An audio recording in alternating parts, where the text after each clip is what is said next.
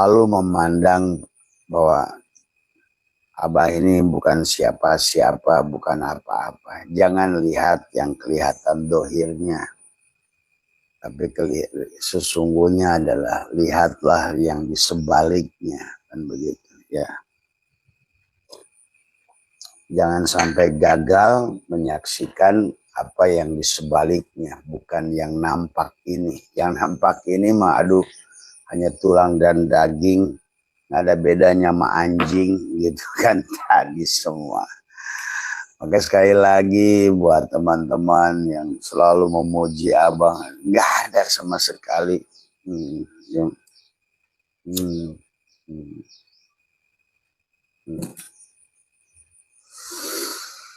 Tidak ada kemuliaan dari tubuh ini, tiada kehebatan, tiada sama sekali, ya, sahabat. Ya cuma barangkali hanya ingin berbagi apa yang sudah dialami. Karena ma'rifat itu bukan teori, tetapi adalah pengalaman hidup. Ya. Adapun buahnya adalah kebahagiaan sebetulnya. Nah, itu saja. Nah, makanya yang ketiga ada banyak yang bertanya ini kepada mereka mengatakan Abah merubah syariat iya Karim. Abah tidak merubah syariat kalian orang Islam, orang Hindu, orang Buddha, orang Kristen. Silahkan beribadah sebagaimana kalian lakukan. Wabil khusus buat teman-teman Abah gitu kan tadi semua Islam ya. Ini tolong ini jangan salah ya. Bersyariat seperti biasa, beribadah seperti biasa, tetapi yang ingin Abah sampaikan dari pengalaman ma'rifat, yang pengalaman perjalanan rohani Abah selama sekian puluh tahun adalah ternyata yang lebih penting itu adalah bukan menyembahnya dulu, tetapi adalah menyambungkannya dulu gitu loh. Jadi silakan kamu sholat sebagaimana kamu biasa sholat. Silakan kamu zikir sebagaimana kamu zikir.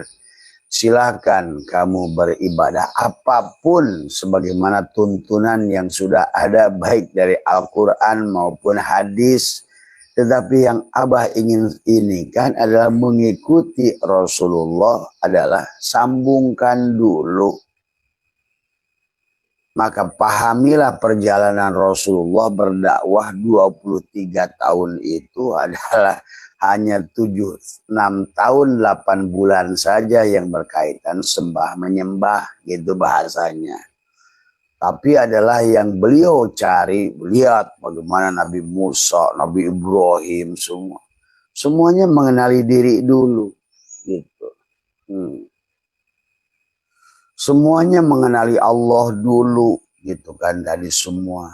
Jadi bahasanya ya kawin dulu dengan yang disembahnya bahasanya. Baru silakan nanti. Jadi karena kenapa harus disampaikan? Kita harus ngerti untuk apa kita diciptakan. Bagaimana kita ada di dunia ini. Ini pahaminya dulu gitu supaya kita berhubungan dengan Tuhan dalam sholat, dalam zikir, di dalam apa gitu. Kita ngerti kenapa sih kita haji gitu. Kenapa sih kita sholat gitu kan tadi. Ternyata semuanya ada makosidnya. Karena kalau hal ini terus dibiarkan semacam ini, maka ibadahnya itu menjadi yang Allah sendiri katakan. Wahum yasabuna annahum yusinuna sun'ah. Mereka lakukan itu sia-sia gitu. Seperti bapak memelihara ayam mati, sia-sia dikasih pur juga. Apa namanya? Bapak pelihara ikan mati dikasih apa pelet kayak apapun sia-sia. Bapak pelihara pohon mati dikasih NPK kayak apapun sia-sia. Itu yang Abah ingin sampaikan. Yang paling penting ini adalah bagaimana menghidupkan dulu gitu loh. Menyambungkan. Jadi bukan bagaimana menggunakan HP gitu kan, tetapi bagaimana HP itu diaktifkan. Itu yang Abah inginkan gitu tadi semua. Karena ternyata dengan ibadah sekecil apapun, pada saat kita sudah kenal kepada yang menciptakan, merasakan kehadiran yang menciptakan, itu akan menimbulkan dampak yang luar biasa, kebahagiaan. Nah, sementara yang Abah kan kalian suka datang ke Abah tadi semua. Saya udah duha sekian tahun, saya tahajud sekian tahun. Bahkan kemarin ada yang saum 12 tahun, nggak berdampak kata dia. Saya lelah, Bah. Nah itu maksud Abah. Karena ujung-ujungnya manusia itu tidak mengerti apa sih yang dilakukannya. Yang Abah inginkan itu cuma itu. Dianggaplah sebagai merubah syariat lah apa semua.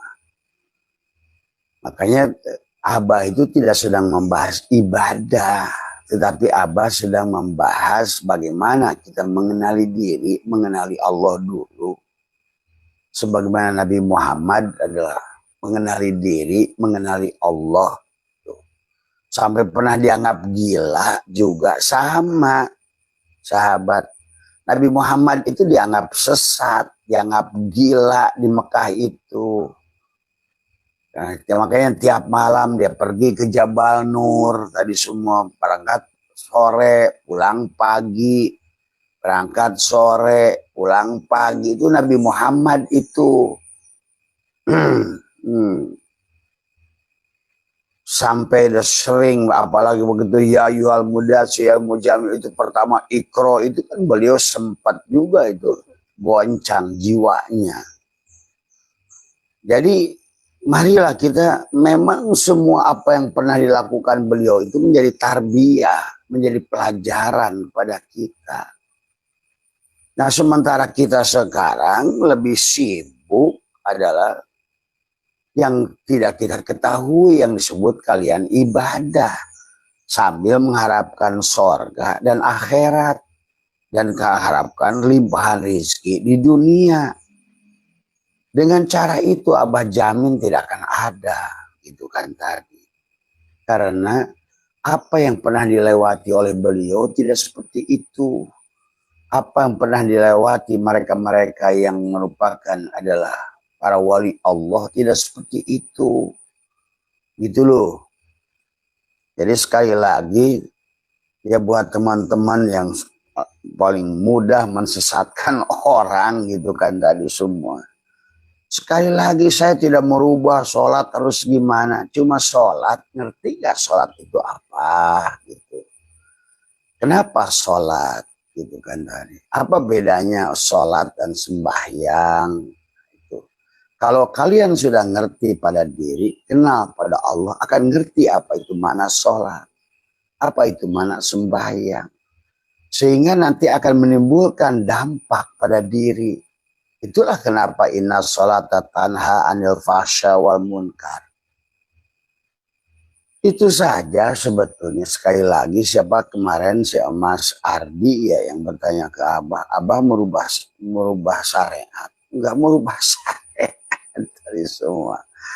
Cuma karena kelihatannya apa yang sudah kita lakukan ini nggak berdampak baik kepada negara maupun individu, tidak ada kebahagiaan, bahkan disurvei negara yang paling tidak bahagia ke 98 dari 100 negara, berarti tidak berdampak. Memang betul mustahil bisa berdampak.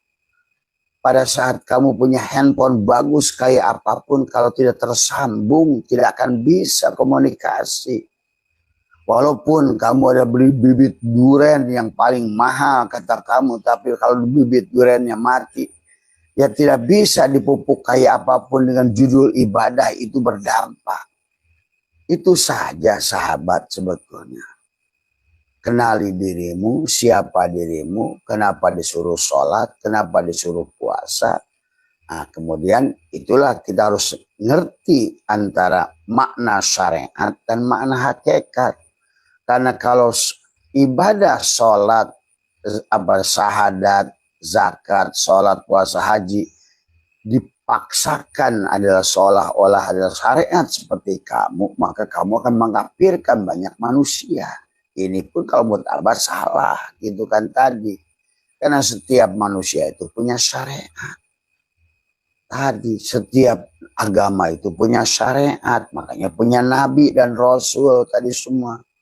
Kita tidak berhak mengkafirkan mereka.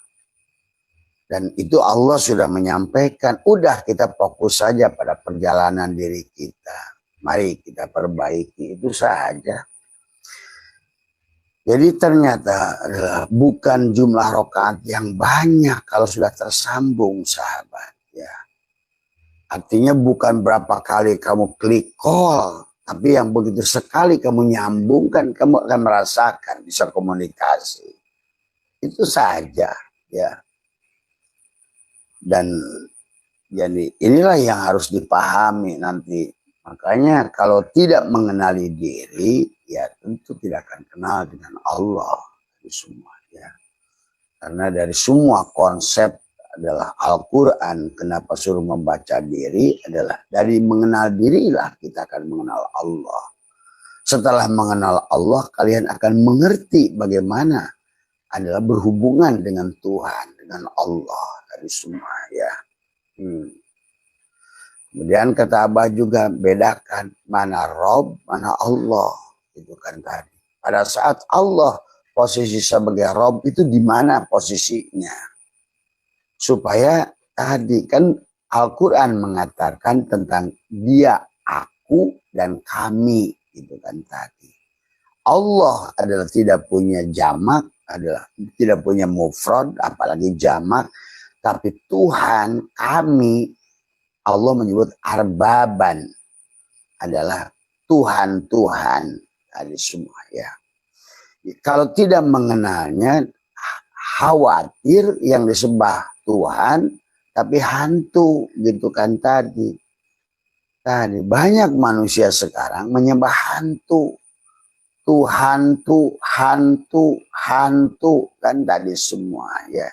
Itu tipis antara iblis dan Tuhan sebetulnya.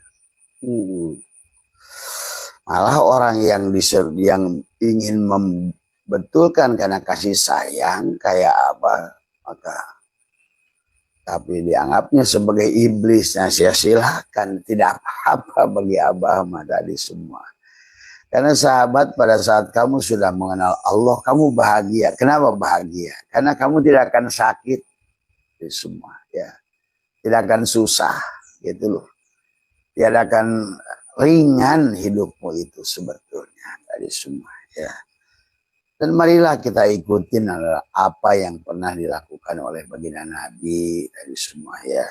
Bagaimana prosesnya sampai beliau dikejar-kejar dari Mekah ke Madinah, gitu kan tadi. Sampai beliau untuk berdakwah pun dari Darul Arqam, dari Darul Nadwah, terus saja dari satu rumah ke rumah lain. Kenapa? Karena disesatkan tadi semua. Apalagi oleh Abu Jahal, dianggap gila, dianggap iblis, dianggap dajjal, kan gitu kan. Ya sama kayak Abah saya itulah. Walaupun Abah tidak merasa sebagai Rasulullah gitu kan tadi semua. Tapi pada dasarnya memang Allah sendiri yang mengatakan surat Az-Zumar. Pada saat kebenaran itu disampaikan, banyak mereka akan marah, protes gitu kan tadi. Karena silau matanya tadi semua. Nah, itu saja, silakan bagi Abah, mana ada masalah. Ya, oleh kalian difitnah kayak apapun nggak ada masalah gitu kan dari semua. Inilah enaknya kalau kita sudah mengenal pada diri, kita akan mengenal pada fi'il Allah, mengenal pada asma Allah, mengenal pada sifat Allah, mengenal pada zat Allah itu. Dan itu bisa dirasakan dan bisa dibuktikan. Maka Allah berkata, la raiba fihi. Tiada keraguan nanti itu. Sementara sekarang Abah menyaksikan, jangankan di kalangan awam yang ngaku dirinya kiai aja banyak ragu dalam urusan siksa kubur, neraka, logika dan lain sebagainya. Jadi Mas Ardi, sekali lagi Abah tidak sedang merubah syariat. Dan juga siapa kepada yang sahabat-sahabat di Hindu, Buddha, Katolik pun silakan. Tadi maka ya.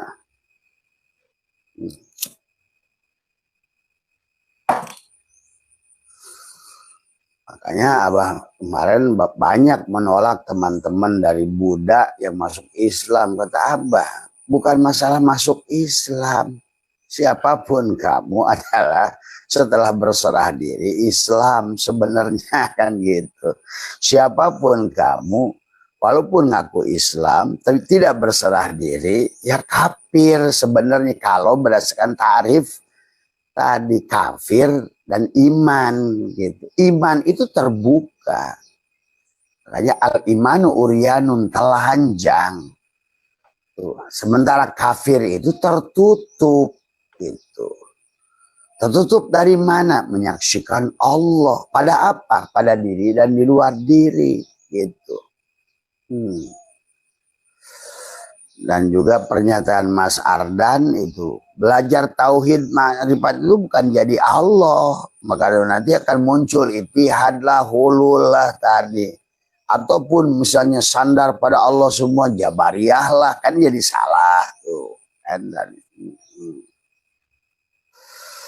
Kita hanya ingin belajar raditu billahi robba, itu saja. Adalah ridho pada Rob. Nah, makanya kenapa bukan raditu Allahu robba. Bukan raditu raditu billahi robba. Jadi wabi Muhammadin nabiyya wa rasulah. Nah, secara syariat hakikat dari semua yang hanya itu saja, silakan. Kenapa Abah menyampaikan ini? Karena ternyata dengan cara itu, sekecil apapun ibadah yang kamu lakukan, tapi mampu menyaksikan Allah pada fiilnya. Pada apa? Pada gerak tubuhmu itu. Kapan? Pada saat kamu takbiratul ihram, pada saat kamu sedang ruku, pada saat kamu sedang i'tidal, pada saat kamu sedang sujud. Maka dengan sholat yang disadari sepenuhnya, maka kamu akan merasakan sesungguhnya bahwa sholat itu luar biasa gitu loh. Daripada kamu melakukan belasan rokaat, puluhan rokaat, tapi tidak merasakan apapun dampaknya. Karena bukan itu bagi Tuhan. Kalau pengaruh dengan jumlah berarti bukan Tuhan, bukan Allah gitu. Kalau Allah membedakan 2 rakaat dan 4 rakaat berarti bukan Allah itu. Dan itu yang harus dipahami. Karena kenapa manusia itu begitu? Karena menganggap Tuhannya itu duduk di atas aras sedang menilai manusia. Kemudian punya malaikat-malaikat yang mencatat kamu. Kan selama itu begitu pemanaannya. Karena Tuhannya dianggap berpisah dari semuanya. Kalau Tuhannya berpisah, nah tapi juga jangan menganggap kamu Tuhan. Nah itu juga harus dipahami. Kamu itu adalah tajaliyat. Nah bagaimana menempatkan diri sebagai tajaliyat Tuhan? Bagaimana menempatkan diri sebagai ta'ayyunat, penampakan. Kamu bukan Tuhan, itu. Tapi kamu adalah penampakan Tuhan. Ainullah, kenyataan Allah tuh. Nah, itu aja yang harus dipahami supaya kamu dalam melaksanakan apapun. Kan kenapa orang tua kita dahulu akhirnya berkata, abring-abringan, baris nyari abring-abringan, pergi jauh adalah cari api, bawa obor. Itu kan orang tua dulu gitu bilang tuh.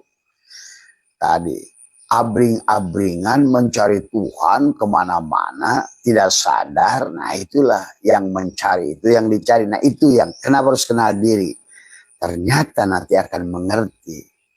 Ya Pak Bu, antara yang dibentuk yang membentuk itu satu. Al-Musawwir, Allah itu Al-Musawwir. Gitu. Luluberan sifat Allah itu salah satu adalah asma Allah itu adalah Al-Musawwir, pemberi bentuk. Maka dengan setelah lubernya, bayangkan sifat Allah itu kan 99, sebetulnya adalah Allah itu tidak semua sifat Allah pada dasarnya. Tapi sifat Allah itu adalah 99 itu harus didohirkan gitu. Allah adalah sebagai Al-Musawwir, pemberi bentuk. Maka wajib ada yang dibentuk sebetulnya. Karena memang kalau seandainya itu akan dihilangkan, itu juga bahasa tauhid lagi. Bagaimana pemberi bentuk itu sah sebagai Al-Musawwir tanpa ada yang dibentuk, gitu. Itu harus dipahami. Sementara pemberi bentuk yang dibentuk adalah wahid, gitu. Itulah kata Abah sama kayak kata Ibnu Arabi, kata siapapun termasuk Al-Farabi. Tuhan itu tidak seperti tukang kayu yang bikin meja. Itu. Maka pada meja itu nyata, maka tabah yang zat wajibul wujud itu adalah meja gitu. Adapun makhluk ini kolong tuh. Makanya disebut segala yang tanajjulat ta'ayyunat adalah merupakan mungkinat gitu. Maka jangan merasa pede, jangan merasa ada, jangan merasa lebih. Itulah tugas kolong itu adalah mengembalikan dari semua. Ya. Bagaimana Al-Farabi menjelaskan tingkatan akal dari akal pertama jadi, sampai akal aktif, akal yang harus dipakai di kehidupan adalah merupakan kita pahami 10 tingkatan akal tadi sampailah terjadi alam syahadah ini, alam materi ini, yang sebenar-benarnya alam materi ini adalah ketiadaan. Nah, itu saja. Tapi kan sekarang sudah kebalik konsepnya, yang ada jadi manusia, Tuhannya hilang. Nah itu, maka tidak sedikit orang taat pada waktu tapi tidak kenal kepada yang menciptakan waktu. Nah itulah akhirnya Tuhan disekat-sekat oleh waktu. Gitu Pak Bu. Tuhannya. Nah inilah ya. Maka itulah Tuhan sendiri sudah mengajarkan ada sholat daimun. Kan hafidu ala sholawati wa sholatil wusta. Jadi sekali lagi Mas Ardi ya, Abah bukan merubah syariat, tapi yang Abah ingin adalah bagaimana kamu bersyariat. Siapa yang bersyariat? Apakah kamu? Apakah yang bersyariat itu wayang apa dalang? Nah itu. Maka sebelum yang bersyariat itu dalang, maka ada istilah tubadil dan diperan. Yang tadinya kamu yang menyembah, nah gitu. Sekarang dirubah, gitu doang dari semua. Ya. Dan kisah ini nyata pada sholat. Siapa yang sholat? Yang sholat itu bukan kamu tuh. Yang sholat itu dalang. Tapi bagaimana supaya yang sholat itu dalang? Dan dalang sudah punya utusan Rasul tuh. Maka Abah mengumpamakan Adam itu kopiko, nah itu kan gitu. Adapun Muhammad itu gula dan Allah manisnya gitu loh. Adam itu kamu, kemudian Muhammad itu ruhmu, kan hakikat Rasul itu sebetulnya. Kemudian Allah itu hidupmu, maka adalah hadis qudsi Adam Abu Jasad, Muhammad Abu Ruh, Allah Abu Hayat tuh. Jangan dibenturkan dengan ittihad hulul, maka ittihad hulul itu yang ada kalau kamu yang ada, kan begitu. Jabariyah itu kalau kamu yang ada, Mutajilah itu kalau kamu yang ada. Bahkan kenapa harus ahli sunnah wal jamaah? harus kamu ngerti bahwa ada yang dohir, ada yang batin. Ahlussunnah wal jamaah itu kawinkan dohir dan batin, maka ada hakikat, ada syariat gitu loh. Jangan sampai ngaku ahlussunnah wal jamaah tapi sesungguhnya sama saja mutajilah, sama saja jabariyah gitu, sama saja qadariyah, sama saja mujassimah. Nah, itulah karena tidak kenal pada diri. Nah, kenali diri, bagaimana datangnya diri, siapa diri sejati itu. Maka muncullah syariat pada tubuh untuk adalah bagaimana membereskan adalah perilaku si diri itu pada tubuh diri si jasad, supaya kenal siapa sih yang melihat di mata ini, siapa sih yang mendengar di telinga ini, siapa sih yang berkalam di mulut ini, siapa sih yang bergerak pada diri ini, akukah atau dalang. Itu saja kenapa Mas Ardi, bukan berarti Abah nanti siapa sih yang ngaji Quran, siapa yang membaca firmannya itu, siapa yang sedang sujud itu, bukan Allah lagi. Nah ini juga makanya perlu pelajaran gitu kan tadi semua tadi. Itu saja, dan itu semuanya juga metodologinya sama. Maka Nabi Muhammad bersabda, Abdul ma qultu ana wan nabiyuna min qabli la ilaha illallah itu. Maka adalah napi isbat kita itu. Perjalanan kita itu napi isbat. Udah perjalanan kita adalah napi isbat. Itu yang harus dipahami ya. Jadi itu ya apa namanya sahabat semua ya. Jadi Mas Ardi, karena Abah ingin menjelaskan tadi teman-teman yang Eropa yang tentang perjalanan. Tapi silahkanlah. Mau, kan Abah hanya ngomong di live ini semuanya. Bukan nyuruh kamu. Silahkan kamu yang mau milihnya sendiri. Yang tidak suka scroll, buang gitu. Sederhana gitu. Bukan sebuah paksaan dari seseorang kepada orang lain. Tapi adalah Abah itu lebih banyak menjawab apa-apa mereka yang gelisah, yang ingin mendapatkan perbaikan dalam ibadahnya, gitu kan. Dan Abah ini hanya mengembalikan sebagaimana dulu as-sabiqunal awwalun, kemudian juga para rasul dan para nabi melakukan pendekatan pada Tuhan. Itu saja.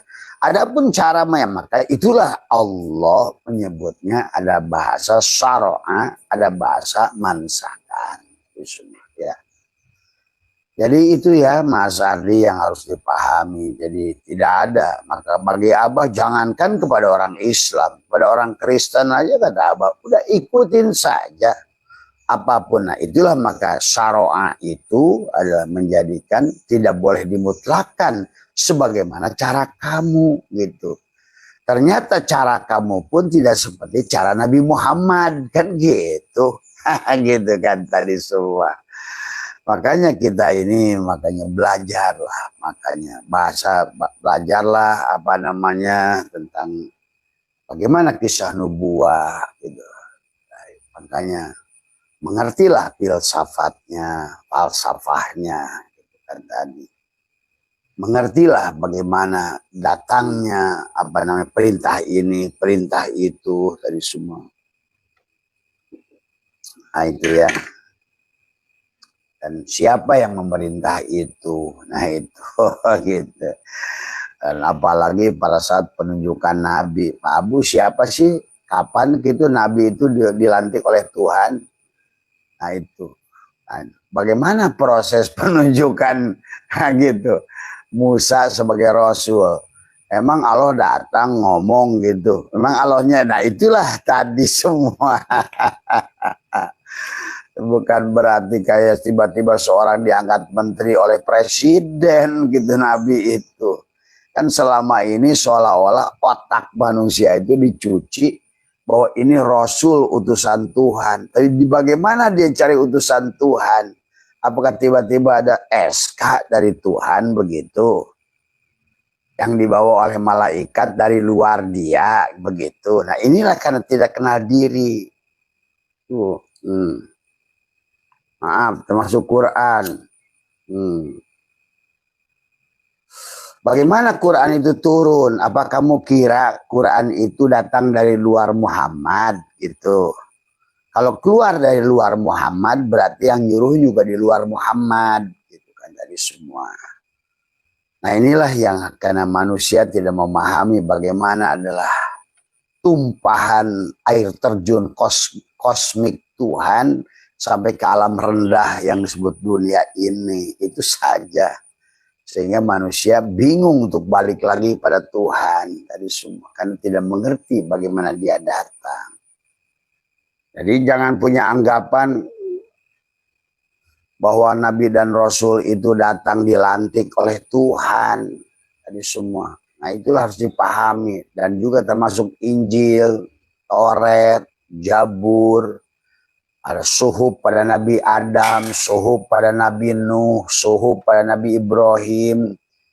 Apa kamu kira itu datang, itu surat, itu perintah, yo Ibrahim, him, begitu. Nah, itu semua sama pada nabi yang lain, tadi semua ya.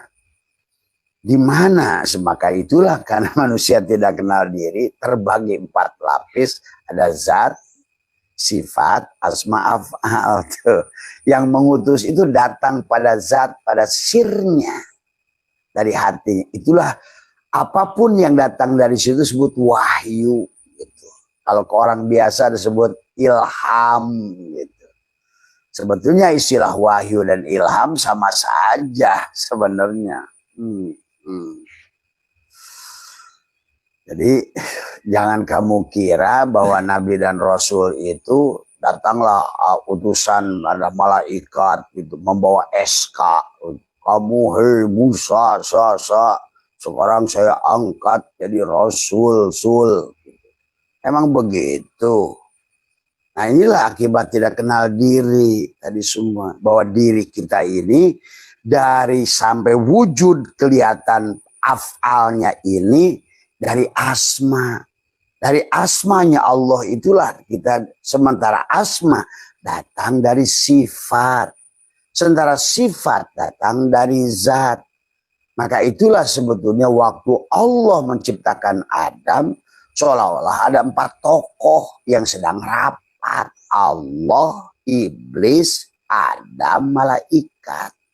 Padahal itu sedang bicara tubuhmu sendiri secara hakikatnya. Nah, nanti kamu punya anggapan lagi bahwa firman-firman Allah pada Rasul itu datang dari luar.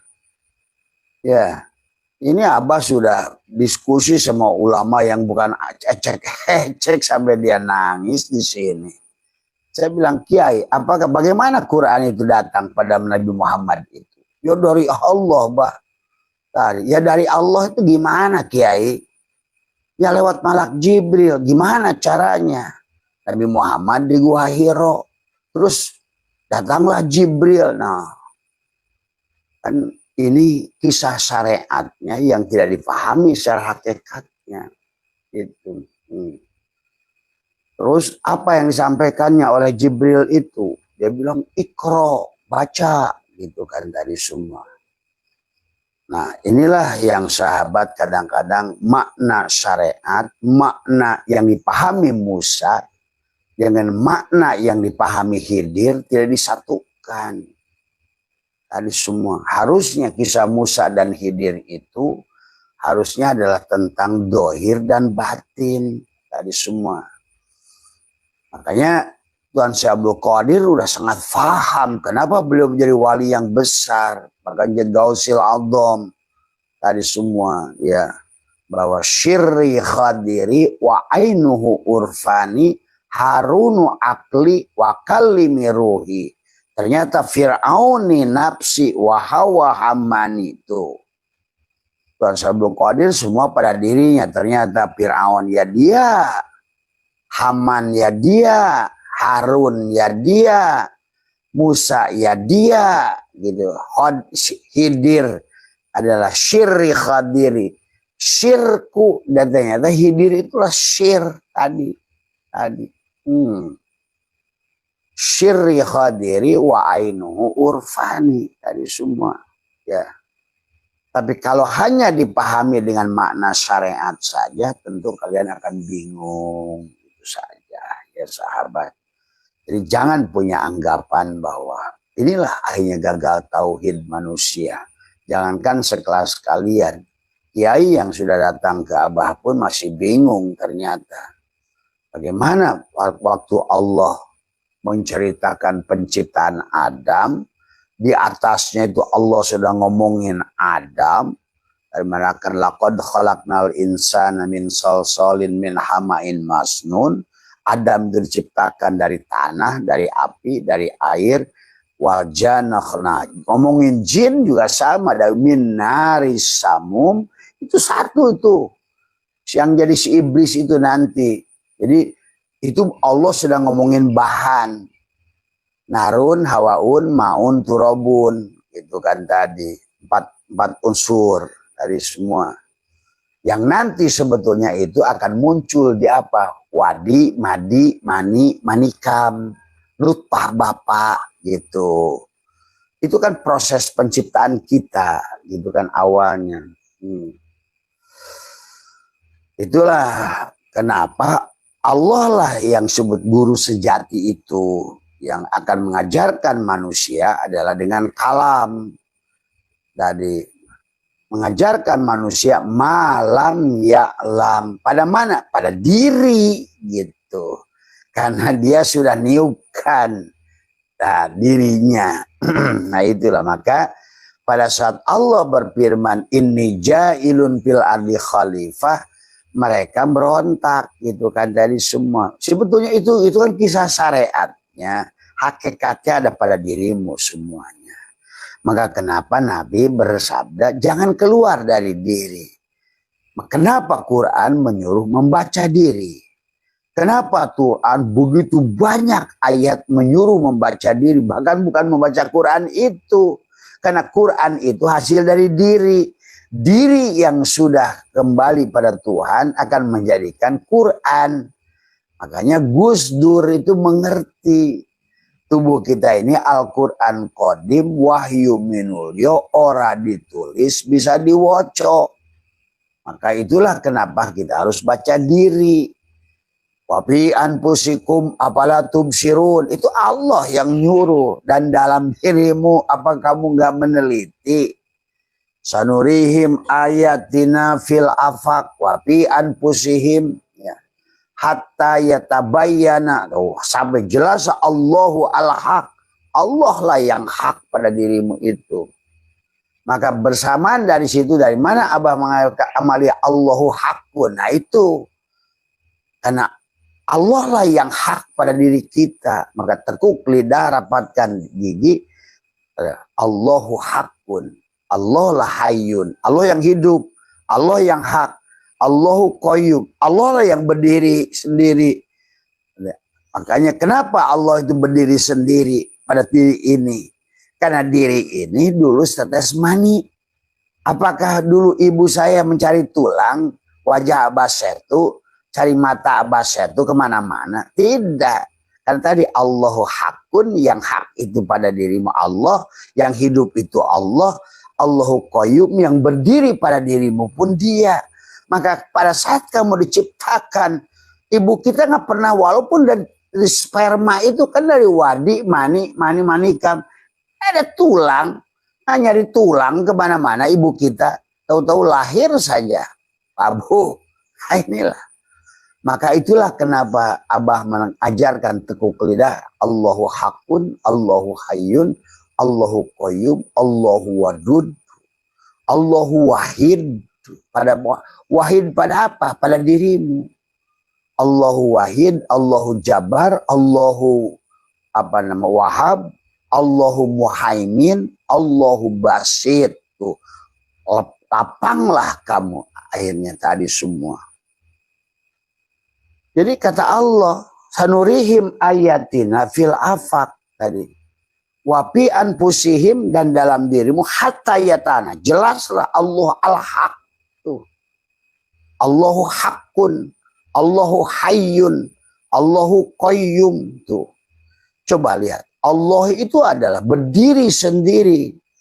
Maka contoh, pada saat dia ingin menciptakan pohon dari biji itu, dia Tuhan nggak mencari bahan. Allah lah yang alimun, maha berilmu. Maka dia nggak mencari pengetahuan keluar. Tuhan itu pengetahuannya dari biji itu. Maka dari itu muncullah tunas. Muncullah pohon yang besar. Pohon kenari yang segede kebo itu dari biji sebesar kelingking. Di mana Tuhan menyimpan pohon sebesar kelingking itu? Itulah menunjukkan bahwa seluruh isi alam itu hanyalah tanajulat, ta'ayunan. Dialah yang hak pada pohon itu.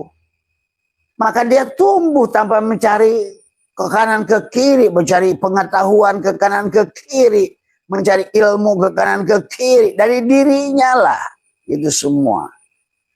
Semuanya. Nah, kemudian dia ingin membedakan dengan makhluk tuh. Makhluk pada saat ingin membuat sesuatu, katakanlah rumah, dia harus cari pasir, nah, gitu. Harus mencari semen.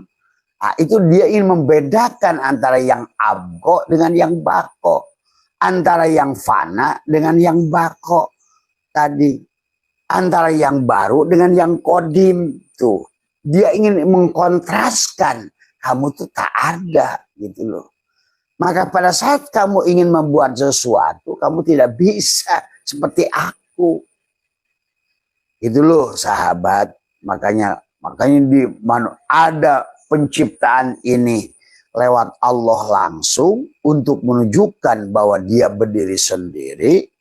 Tadi maka dia menciptakan laut, gunung. Dialah yang menjadi laut itu. Dialah yang menjadi gunung itu. Dialah yang menjadi ikan itu. Makanya tadi dari telur ikan yang kecil itu, ikan paus yang sebesar ini, jadi paus yang segede rumah.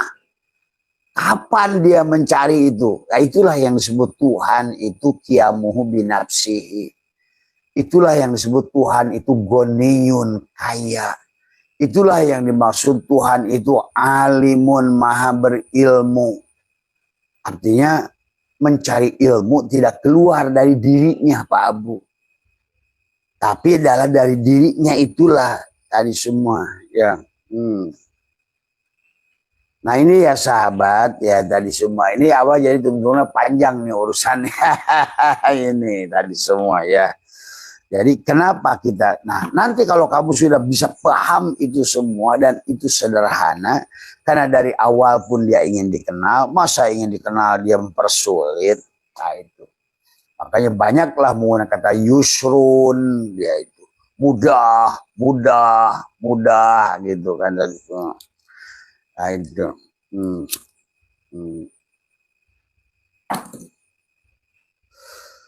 Jadi itu ya udahlah Abah nggak usah bahas dulu itu, nanti Abah dengan teman-teman juga yang Eropa, jadi Abah akan sampaikan di sini di mana kita bisa ketemu tadi semua ya. Namun apa namanya ada perbedaan dengan rancangan awal dari Abah, barangkali tempat bertemunya berbeda karena Abah ikut tur 14 hari Europe itu. Maka Abah ingin jelaskan di mana saja, mungkin di Perancis bisa bertemu, di Belgia bisa ketemu gitu kan, karena insya Allah besok kita berangkat gitu kan tadi semua ya. Dan siapa Mas Rudi yang di Köln, Jerman Timur, kelihatannya tidak bisa bertemu gitu kan tadi, karena saya lihat di sini agendanya itu adalah dari Frankfurt adalah ke Köln itu ya mungkin agak jauh ya. Nah itu tadi makanya, dan sementara keberadaan Abah nanti di Köln itu saya lihat di jadwalnya adalah sangat singkat gitu kan tadi. Tapi walaupun bagaimana mungkin teman-teman sekarang sengaja Abah bahas yang lain supaya Nanti teman-teman bisa dengar di mana saja Abah berada selama 14 hari di Eropa itu yang kalian ingin bertemu, termasuk yang di Swiss tadi semua ya. Abah jawab saja ya semua, bahwa hari pertama besok itu ya maka kita ini begitu sampai di Paris itu tanggal 23 ya. Jadi tanggal 22 April besok kita terbang ya, tanggal jam 6 sore menuju Abu Dhabi. Dari Abu Dhabi akan menuju Paris tadi semua. Kemudian ada tempat pertemuan Arc de Triomphe, apa namanya, susah nyebutnya Pak Abu. Yang jelas kata Abah sih jangan di situ, karena di situ pengalaman Abah orangnya banyak gitu kan dari semua ya. Atau nanti begitu Abah sampai di hotel, nah bisa di hotel ya. Karena ada titipan juga ini dari Bu Profesor Maria untuk sahabatnya yang ada di Paris. Abah sudah bawa nih buat temennya tuh. Tinggal nanti ongkos bawanya aja gitu. Nggak usah banyak-banyak lah, 100 euro juga lumayan. Gitu kan tadi semua. Jadi boleh juga di Lafayette ya, apa disebut dengan Galeries Lafayette. Lafayette itu adalah mall di Paris ya.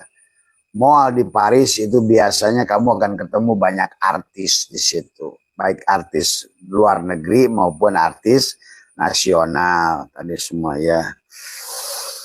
Lafayette gitu atau Galeries, kemudian berfoto di Eiffel Tower. Nah itu bisa juga, bisa di situ tuh siapa Mas Hadi ya kalau mau ketemu di karena kalau di Eiffel Tower itu luas ya dan bisa kelihatan. Nanti insya Allah nanti Abah akan bawa bendera gitu kan dari semua ya.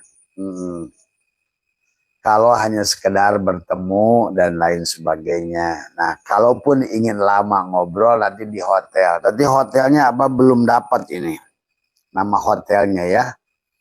Tadi ya begitu datang itu check in di hotel. Kemudian programnya Abah lihat ada termasuk Saint.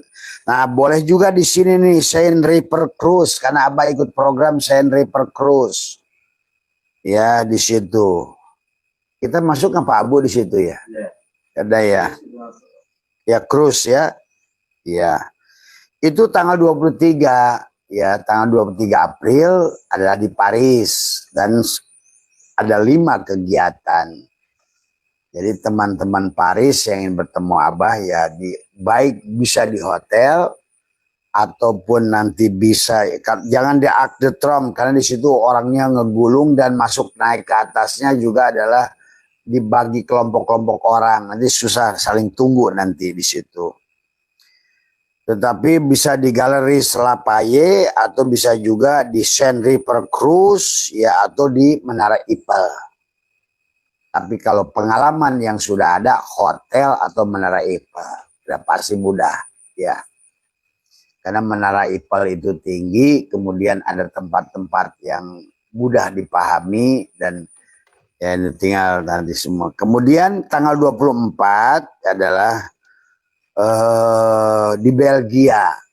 Jadi setelah 1 malam di Perancis itu apa besoknya udah gerak ke Belgia. Nah, Ibu Farida barangkali yang ingin ketemu Abah bisa di apa namanya di tanggal 24 April di Belgia di Brussels itu adalah bisa apa namanya di apa ini tanggal 24 ya.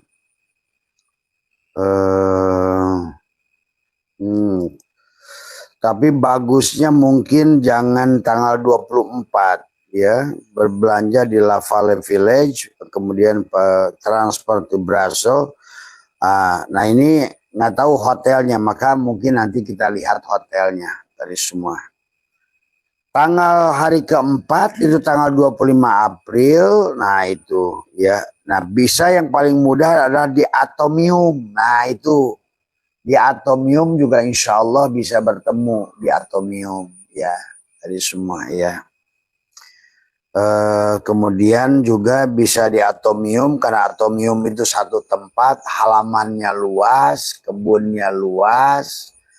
Nah, itu bisa. Atau juga di tempat yang disebut dengan apa itu yang anak kecil kencing ya, Mannequin Peace ya, Old Town Brussels. Di situ juga enak tuh sambil ngopi ya, tempat kopinya enak tuh di situ. Kota tua, ada yang anak kecil pipis, tanya saja di mana sih patung anak kecil pipis gitu kan dari semua ya. Kemudian hari kelimanya adalah di Amsterdam, Belanda.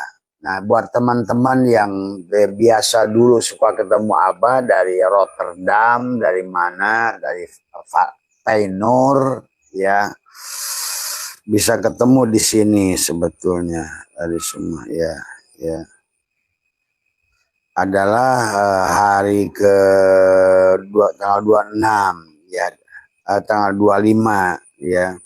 Tanggal 26 di Belanda itu adalah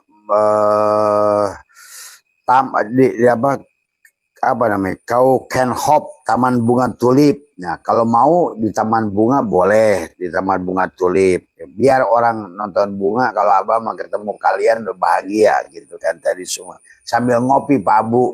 Iya. Sambil udud semua. Kemudian adalah Volendam, Desa Nelayan. Nah, itu juga bisa tuh. Karena di situ banyak bangku-bangku yang enak gitu kan tadi ya. Atau juga di Desa Kincir Angin. Nah, di situ pun enak, bisa ya. Karena di situ adalah mudah juga bertemu ya, di desa-desa di situ ya. Itu tanggal 26, 27 adalah kemudian dari Jerman Timur, dari Kolon. Nah, itu biasanya kalau di Kolon itu adalah mungkin buat sahabat anaknya Mas Isman yang buka warung Padang di Pak. Nah, itu juga mungkin tidak bisa melewati jalur itu. Tadinya Pak Abu pengen makan Padang, saya di Jerman itu gitu. Gitu. Kebetulan adalah punya jemaah kita itu di sana tadi semua ya. Jadi ini adalah beberapa program, beberapa hari. Kemudian adalah tanggal 28 adalah kita berangkat ke Switzerland. Dari teman-teman Switzerland itu tanggal 28 April ya. Kemudian bisa ketemu di Lake Lucerne dan Old Town ya. Atau bisa ketemu di desa indah di Swiss. Nah, itu ya yang saya bilang ada desa Surawisesa itu ya. Cuma nggak tahu apakah kita masuk ke dalamnya atau tidak. Nah, itu tergantung. Makanya nih susahnya kalau kita ngikutin tur. Tapi enaknya ngikutin tur ya bisa waktu dan kendaraannya mudah gitu. Tapi susahnya kita nggak bisa berlama-lama di tempat yang kita ingin. Itu saja. Tapi nggak apa-apa lah. Yang penting bisa temu teman-teman ya. Abah sudah berapa tahun nggak ke Eropa ini kan dari semuanya udah dari semua udah 3 tahun nih ya dari semua. Kemudian yang tanggal 29 April nanti buat teman-teman yang di Zurich, nah itu Abah akan ada di Switzerland adalah di Mount Titlis ya, karena ikut mau main ski di Titlis tadi semua. Nah, bisa di situ juga. Itu sebelum naik ke kereta gantung kan di bawahnya itu ada tempat ngopi ya, di situ di Mount Titlis itu silakan teman-teman yang di Switzerland adalah bisa ketemu Abah di Mount Titlis tadi ya. Nanti kita bisa komunikasi lewat WA gitu kan dari semua ya nanti kan kalau seandainya kita sudah naik di situ, nanti kan turunnya di tempat lain. Jadi sebelum naik nanti kita bisa ngopi bareng lah di Mount Titlis tadi semua. Nah nanti yang mungkin programnya lama itu adalah di beberapa tempat Abah nanti kasih kabar. Itu bisa kita Abah datang ke apa namanya majelis-majelis yang sudah biasa kalian kumpul. Tapi pada saat Abah nginep di sebuah tempat standby gitu. Baik di Roma maupun di Swiss. Tapi kelihatannya hanya 3 tempat saja yang memungkinkan. Karena yang lainnya itu bahkan di Belgia nggak nginep, nyebrang doang. Di Köln, Jerman Timur nggak nginep, cuma melewati, hanya masuk di masjid besar di Köln, itu di Jerman Timur. Ada masjid di situ yang masjid tua, ya. Itu bisa, dan katedral tua di situ, ya. Itu mirip-mirip kayak di apa namanya di Senayan, mirip-mirip kayak di Istiqlal, ada katedral, ada masjid gitu kan dari semua, ya. Itu tanggal 29, ya tanggal 30, nah baru berangkat ke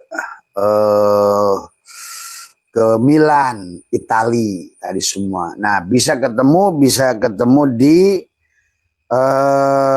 Lake Como, ya. Nggak tahu Abah seberapa jauh Lake Como dari tempat kalian semua, ya. Hari ke-10 ada tanggal 1 Mei adalah apa namanya? Nah, di situ Abah free, sahabat, di situ free. Artinya seharian itu di hotel. Nah, itu adanya kebetulan ada di Milan, di Italia dari semua, ya. Jadi silakan, acaranya bebas. Kemudian tanggal 2 Mei Abah kembali ke Jakarta. 1 Mei terakhir ada 1 hari di Milan yang Abah bebas seharian. Begitu kemarin, besoknya adalah seharian penuh ada di situ. Itu saja, ya. Jadi itu kurang lebih, ya, sahabat-sahabat semua yang ada di Europe tentang program itu. Dan kita akan menyaksikan banyak hal sebetulnya. Tadi semua Abah nanti akan live di setiap tempat pada saat kesempatan ada, bicara bagaimana pola hidup mereka. Tadi semua, ya. Walaupun mereka nggak disebut, dan bahkan oleh banyak orang disebut kafir gitu kan tadi. Ternyata hidup mereka sangat islami gitu kan tadi, ya. Tapi banyak dari kita yang disebut dirinya Islam, tapi kadang pola hidupnya kafir gitu kan tadi. Inilah pagujud tadi semua. Jadi itu, ya sahabat, buat sahabat-sahabat Europe nanti silakan, karena barangkali hari ini adalah tentu Europe dengan Indonesia adalah beda 5 jam tadi semua, ya. Indonesia lebih awal 5 jam tadi semua. Barangkali kalian masih apa namanya ngorok jam 1 atau jam berapa, beda 5 jam babu gitu. Itu saja, ya, barangkali sahabat, karena hari ini kita ada rencana nanti buat teman-teman MDNH nanti malam bisa kumpul. Kita Abah ingin sampaikan apa-apa yang harus disampaikan, dan juga buat Ibu Nuri semua, ya, yang rencana pelatihan silahkan saja selama Abah pergi dikemas tadi semua bagaimana seharusnya gitu kan tadi, ya. Dan kembali lagi nanti adalah setelah Abah kembali, nanti programnya adalah apakah di minggu kedua Mei, ketiga Mei, silahkan saja. Itu saja barangkali sahabat pagi hari ini adalah apa yang Abah sampaikan. Sekali lagi adalah, ya, yang pertanyaan adalah tentang Ataqoh. Nah, kenapa Ataqoh? Ada yang bertanya, ada 11 orang tentang Ataqoh dari semua. Karena pertanyaan ini dihimpun oleh admin semua tentang Ataqoh. Kenapa Ataqoh? kapan atakoh? Atakoh itu adalah program bulanan. Jadi di Abah ini ada dua program bulanan, satu manakib. Tadi semua karena Abah masih seorang murid dari seorang mursyid, bukan tadi adalah maka masih ada kewajiban adalah untuk manakib bulanan, terutama untuk mendidik yang masih perjalanan tadi semua ya. Itu kita insya Allah setiap bulan, dan bulan depan itu ada tanggal 30 Mei. Jadi untuk jadwal Artakoh itu adalah, kalau di sini bahasanya adalah untuk aktivasi tadi semua ya. Ada lagi yang bertanya, bah, kalau dengan program 1 hari, pelatihan 1 hari, pelatihan 3 hari dan 7 hari, dampaknya bagaimana? Ya kamu bisa buktikan.